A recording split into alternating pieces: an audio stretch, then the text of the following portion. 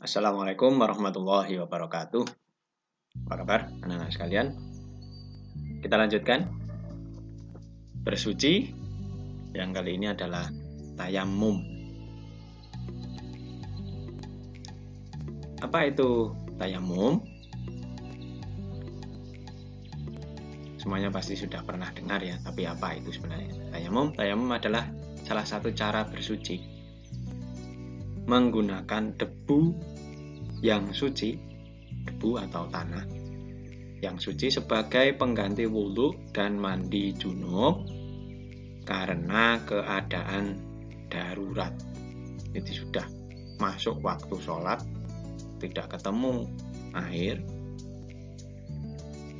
karena berbagai alasan, ya, darurat, sudah waktunya sholat, belum ketemu air. Nah, maka tayamum. Nah, bisa menggantikan wudhu. Artinya tayamum bisa untuk bersuci dari hadas kecil dan juga bisa menggantikan mandi junub atau bisa menyucikan diri dari hadas besar. Asalkan memang keadaannya darurat. Semisal sudah tayamum, tapi kok kemudian menemukan air, maka tayamumnya itu menjadi batal. Karena ada air, maka dia harus berwudu. Atau kalau memang sedang hadas besar, orang itu harus mandi dengan air yang dia temukan itu. Nah, tayamum itu kan dengan debu ya, bukan tanah yang banyak sekali, tapi cukup debunya. Nah, kemudian mengapa tayamum itu dilakukan? Sebenarnya tayamum ini kan keadaannya darurat, tapi ini perlu dilakukan selak, gitu ya.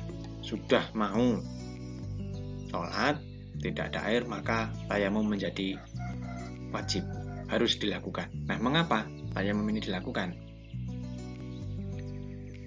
Secara umum, penyebabnya adalah karena tidak ada air. Ya, di beberapa tempat, ya, misalnya pernah terjadi kekeringan, ya, tidak ada air, benar-benar tidak ada air, ataupun ya, air hanya sedikit, tidak cukup kalau harus mandi, harus wudu gitu. Nah, tidak ada air, itu yang pertama, padahal sudah waktunya sholat. Yang kedua, sakit atau penyakit yang jika terkena air maka semakin parah. Misalnya penyakit kulit, maka ketika itu dia sakit seperti itu, mau sholat itu ya boleh dengan debu, dengan tayamum, bersucinya dengan debu itu. Yang ketiga, dalam perjalanan, di dalam kendaraan, dalam pesawat misalnya ya, sudah sholat zuhur misalnya, maka tidak ada air ya, kan tidak boleh banyak-banyak air di pesawat, maka dengan tayamum. Yang keempat, ada air tetapi hanya cukup untuk minum, untuk kebutuhan yang lebih mendesak, misalnya minum, maka air itu diawet-awet, ya, tidak digunakan untuk wudu atau untuk mandi, tetapi hanya untuk minum saja. Nah, maka dalam keadaan seperti itu tayamum dilakukan. Kemudian tayamum juga ada rukunnya, seperti hanya wudu, seperti hanya mandi besar. Rukun tayamum atau urutan-urutan yang harus dilakukan.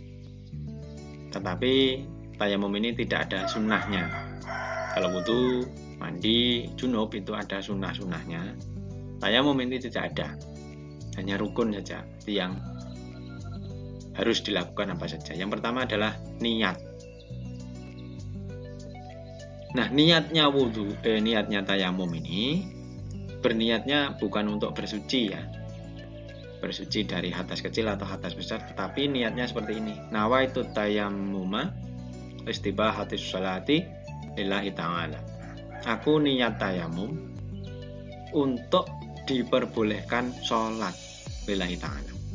Jadi niatnya tayamum itu hanya agar bisa sholat dalam keadaan suci, bukan untuk menyucikan hadas kecil atau hadas besar, karena sejatinya tayamum itu menggantikan posisi wudhu atau mandi besar. Jadi niatnya seperti itu. Kemudian yang kedua, mengusap wajah. Ya, kemudian yang ketiga, mengusap kedua tangan sampai siku. Ya, hanya ini yang diusap, wajah dan kedua tangan sampai siku. Kepala tidak, kaki tidak, telinga tidak. Ya, hanya wajah dan siku, jadi diratakan begitu debunya. Tapi debunya tidak usah tebal-tebal. Nah, yang keempat, tertib dan urut. Jadi nomor 1, 2, 3 harus dilakukan secara urut. Gitu ya. Nah, ini tayamum sedikit saja. Kita kemarin sudah membahas wudhu, mandi besar, dan tayamum. Sudah selesai untuk bersuci. Besok latihan. Assalamualaikum warahmatullahi wabarakatuh.